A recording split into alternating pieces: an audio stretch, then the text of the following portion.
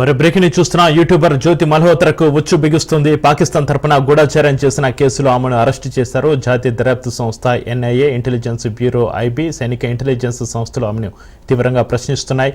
పాకిస్తాన్తో ఉన్న లింకులు, పాకిస్తాన్ పర్యటనలో ఎవరెవరిని కలిశారు అని తెలుసుకునేందుకు విచారణ కొనసాగుతుంది. ఇక మే 16న ఈసార్లోని జ్యోతిని అరెస్టు చేశారు. ఈమెపై అధికారిక రహస్యాల చట్టం, బినామీ లావాదేవీల నిషేధ చట్టం కింద కేసులు నమోదు చేశారు. జ్యోతి అరెస్టు తర్వాత పాకిస్తాన్ గూఢచారులుగా పనిచేస్తున్న మరో 11 మందిని కూడా అధికారులు అరెస్టు చేశారు. 5 రోజుల పోలీస్ కస్టడీలో 4వ రోజు కూడా విచారణ అధికారులు ప్రశ్నల వర్షం కురిపించారన్నట్టుగా సమాచారం. ఇక Haryana police, NIA, IB, military intelligence అధికారులు పలు దఫాలుగా విచారణ జరిపారు. అయితే జ్యోతి మాత్రం వారికి సహకరించడానికి నిరాకరించినట్లుగా తెలుస్తుంది. 2023 పాకిస్తాన్ సందర్శనలో ఎవరిని కలిశారు? హర్కిరత్ సింగ్ అనే వ్యక్తి సహాయకుడిగా వ్యవహరించాడా అని అధికారులు దర్యాప్తు చేస్తున్నట్లుగా తెలుస్తోంది.